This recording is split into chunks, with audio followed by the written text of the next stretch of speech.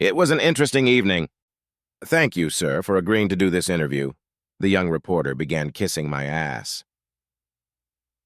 Since you are retiring as CEO of one of the region's largest employers, our newspaper wants to feature you in an article in Sunday's edition. I understand that. I'm just afraid your readers won't have anything to be interested in, I replied. We are successful because we produce a superior product at a competitive price. I really don't think this is a corporate secret. Most successful companies follow this formula. What I was looking for was human interest, sir, the guy replied. I want to know things like how long it took you to get to the top of the company. Were you ever discouraged? How long have you been with Norris Enterprises? Have you started at the bottom and worked your way up through the ranks? Was there some turning point in your career that you can point to as the day you realized you were going to be the leader of the company? Or did it happen gradually? The visionary guy asked the question. You're serious, aren't you? I think you are too young to remember the business climate in 2009. It was a very difficult period, as you may have read in some history books. You may think that 10 years ago, dinosaurs walked the planet, I reflected. You will learn that time has a way of slipping away. In fact, I vividly remember the day I realized I was destined to succeed in this company as if it were yesterday, not 10 years ago. The story will not be what you expect, so just sit back and I'll try to reconstruct the events as I remember them. You have a few minutes, don't you? I asked, leaning back in my chair and reflecting on that spring day so long ago. I was awakened by the ringing of my cell phone. By the time I found the spot where I had dropped my pants on the floor the night before, the ringing had stopped. A quick glance at the cell phone showed that I had missed 7 calls. I fell asleep after Jay Leno's monologue. The clock on the nightstand showed that it was now just a few minutes after 6 in the morning. Something must have happened to get so many calls between midnight and 6 o'clock in the morning. The last call was from my boss's home phone. I dialed the number and waited for an answer. Hello, Frank. An excited Marge Larson answered. I'm glad you called back. There's hell waiting for you here. You'd better get home as soon as possible. My husband, your wife, and your wife's brother-in-law are in the hospital. They'll be fine, so don't worry about them too much. But you need to get back here and help me clean up all the crap that came through the proverbial fan. What the hell are you talking about, Marge? I demanded an answer. Why are there so many people in the hospital? Was it an accident or an explosion? What happened? I so wish the reason was so mundane, Frank. I have to go to the hospital, then visit my lawyer, and finally get to the plant and find out what the hell is going on. I wish I had been paying more attention to business lately. Roberta knows the situation well enough, Marge. Let her handle the business while you focus on more pressing matters, I suggested, while my mind tried to put the information Marge had revealed to me in order. Ah, yes, Roberta. I forgot to mention that she's in jail. I gotta go, Frank. Try to get your ass back here as soon as possible. I need you here. Marge urged me to end the conversation. I pulled out of the motel and pointed the car north on Route 81. As I drove, I tried to make a few phone calls to find out what was going on at home. My wife and sister-in-law did not answer the phone.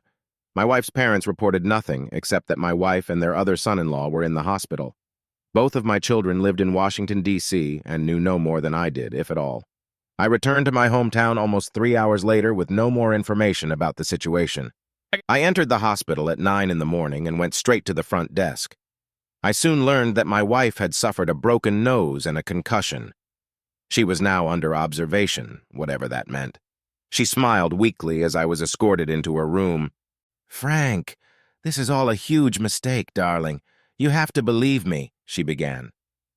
Well, this is really good news, Tessa, I replied sarcastically. I think the rainbow circles on your face and the fact that you were unconscious for half an hour or so just fooled the medical staff. They mistakenly thought something was wrong with you. If it's a mistake, we can get a big settlement for negligence. Let's go home. No, Frank, it wasn't a mistake. I have a concussion and a broken nose. I'll have to have surgery when the swelling goes down. The mistake was what happened to Jeff, she said, and then slowly added, and Jack. That explains it so well, Tessa, I admitted. You're totally screwed because of a mistake, as you put it, involving my boss and your sister's husband. Can you anticipate all the questions I might have, answer them, and keep us from doing it the hard way? I can anticipate some of the things you might wonder about, Frank, But I'm still recovering from a concussion, and I don't think it would be a good idea to say too much right now. I'll feel better soon, and then we can talk things over, okay? I can see that all that time at the law firm is paying off, Tessa, I snapped back. You just rest. And while you're resting, maybe you can come up with some story that will explain everything to my satisfaction, and maybe show that you're the helpless victim of some conspiracy.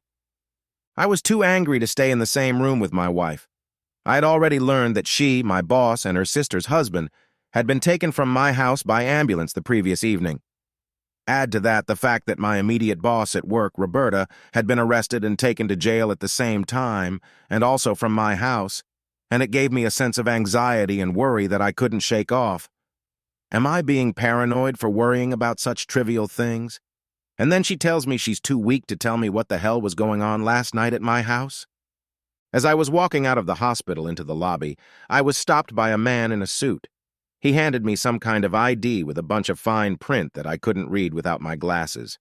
Despite being a bit far-sighted, I could easily tell this guy was some kind of police officer. Things were getting more interesting by the minute. Mr. Barker? He began his interrogation. Can I ask you a few questions? You have a little time, don't you? You can't take your wife home for a few more hours, can you? By almost any definition, you just did, I replied with irritation. Is that it? Or is there more to it? He stared at me for a few seconds, mulling over my abrupt answer. Finally, he shrugged and continued. I'm trying to piece together what happened last night at your house. There are several versions of events, but they all point to you being the central force in this perfect storm. Where were you last night? I was in Harrisburg. I met with a client and then had dinner with him. I'm staying at the Motel 8 near Hershey, and I left this morning just after 6 o'clock this morning. I was sent there on orders from my boss, Jack Larson, through my immediate supervisor, Roberta Peters. Since they were two of the clusterfucks you've already interrogated, you should have known that. Unless, of course, they were in a truthful mood, I added sarcastically. They both told me you were sent to Harrisburg, the detective admitted.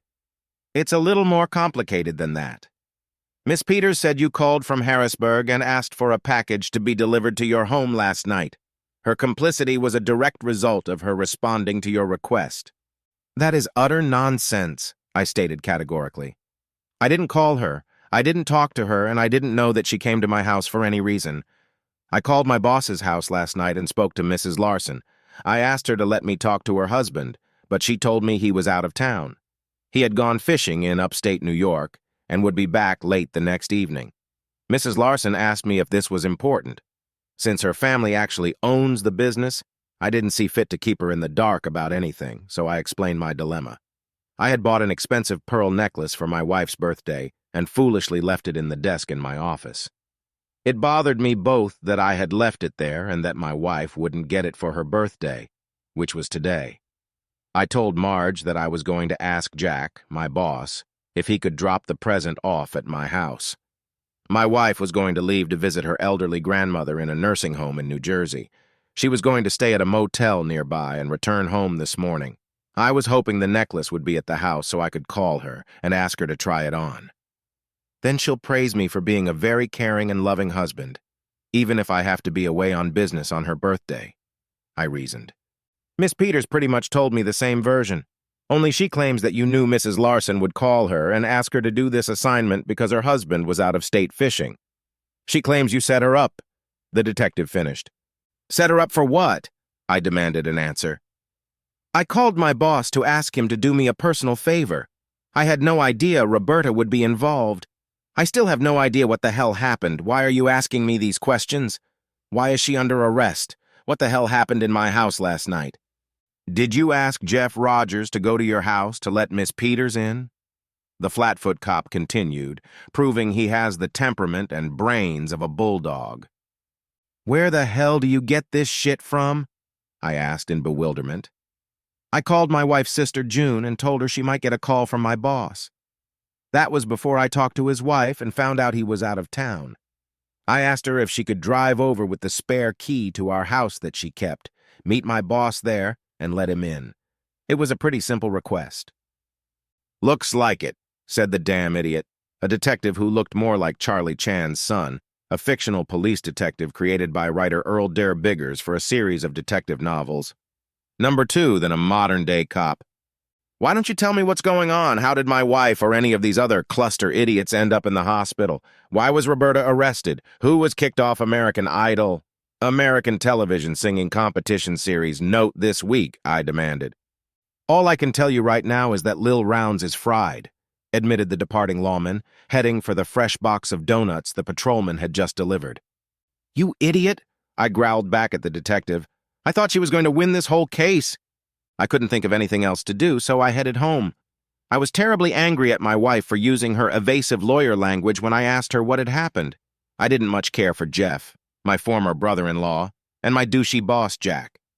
The former had been a pain in my ass ever since my sister-in-law brought his sorry ass home from college about 15 years ago. He was a sophomore guard on a Penn State team that nearly lost in the Orange Bowl. Somehow that elevated him to hero status in that orphanage my wife called her family home. The fact that he never finished university and couldn't get a steady job didn't matter. He was a fucking Nittany lion. My boss was another asshole. I repeatedly demonstrated my knowledge of the business and my value to the company. Without bragging, I knew more about Norris Enterprises than he and Roberta combined. The only downside to my employment record was that I was a man. So Jack, my jerk boss, promoted Roberta to me. This was based on her one quality. She made love like a mink. I suppose it was an affirmative action since she never told him. No, now Roberta was in jail and the other suspects were in the hospital. I was unable to find out the cause, other than Tessa had a concussion and a broken nose. The extent or causes of the other two's injuries were somehow a secret. I didn't even know why Roberta had been arrested. The idea that they were somehow blaming it on me was ridiculous. The house looked like a bomb had gone off in it. The front door was broken out and pinned shut with some crooked nails. I walked over to the door to the kitchen and stepped inside. The first thing I noticed was a trail of blood coming down the stairs. Walking down it, I found more blood on my leather couch. It was similar in consistency to liver and was a very bright crimson color. I decided, the hell with it, and walked up the stairs, trying not to step on the blood trail. It became almost impossible when I entered my bedroom. Blood was everywhere. It covered the floor and the bed, was splattered haphazardly on the walls and furniture. And then I saw a wrapped box containing a pearl necklace in the corner of the room by the closet. I quickly picked it up and opened it. I determined that the necklace was intact and undamaged. I slipped it into my pocket. I studied the scene of the massacre but couldn't make sense of it, either in my head or in the tales of the mess. I realized I should have watched more crime shows and less reality TV. I left the house as I found it and headed for the office. Tessa had been involved in the appearance of the blood, so she could have cleaned it up or arranged for it to be cleaned up. I had a bad feeling about the whole situation. There was less blood in the bloody OK Corral, site of the most famous gunfight in the history of the American Old West, Note, than there was in my bedroom. Things like that rarely happened when I was sitting in bed reading a novel. Marge was in the office when I arrived. It was obvious that the state of anxiety was elevated. I guess when your superiors are hospitalized or imprisoned, it creates a certain amount of tension. "Frank," Marge Larson called from her husband's office, inviting me to join her. "I'm glad you're back so soon. Were you at the hospital?" "Actually, yes, Marge," I admitted as I entered the room and closed the door. "My wife bullied me for a couple minutes, and then some genius from the police department questioned me." "Did you tell him anything?" Marge asked. Now I was really feeling out of my depth. What kind of question was that? What the hell could I have told him? "Yes, Marge. I told him where to find Jimmy Hoffa, a missing Union man probably killed by the mob, Elvis Presley, there were suspicions he wasn't dead, and Sasquatch. I didn't want to, but the guy turned out to be so smart and got it all out of me. What the hell can I tell him if I have no idea what the hell is going on?" I protested vehemently. "How did you explain that your brother-in-law was at your house? You told me your wife's sister would be there to let me in." I relayed that information to Roberta. "How did you get Jeff to come to your house instead of June?" "It was a stroke of genius," she laughed. "Have you ever participated in a conversation when you have no idea what's going on? You understand every word that is being used, but altogether they don't seem to make any sense? Then you wonder if maybe you have brain damage or are in a stupor." I felt exactly the same way. What the hell are you talking about, Marge? I asked into the void. Marge stared at me for a few seconds and then seemed to suddenly make a brilliant observation. My God, Frank, you didn't know anything, did you? A puzzled Marge asked rhetorically. You really wanted Tessa to get that present for her birthday. You didn't know about Jeff and had no idea that he was the one who let Roberta into your house. This is priceless. I seem to be in the dark, Marge, but I expect you to bring me up to speed, and pretty darn quickly. These stupid references to something and incomprehensible statements just piss me off. Tell me what's going on. I don't have a lot of time. I told the hospital I'd be back at 1 o'clock to pick up Tessa and bring her home. Just lay it all out and tell me in plain English so I understand. Let me start by saying that you really don't want to take Tessa home. She has a broken nose and a concussion because Jeff punched her in the face, Marge said. Don't turn this into a game, Marge, I warned. You can guess that I want to know why he hit her and why I shouldn't take her. Jeff hit her in a fit of jealousy when he saw her riding my husband cowboy style. It was more than he could handle, so he hit her hard and then started hitting Jack. He did a hell of a job on Jack's balls, not to mention breaking his jaw and knocking out almost all of his teeth. Tessa was riding Jack? Jeff got mad and jumped Jack for me. We were never that close, but I had him to thank for that. Wow, that's a lot to swallow at once, Marge. Jack and Tessa were playing love games. Jeff caught them and whacked Jack for me.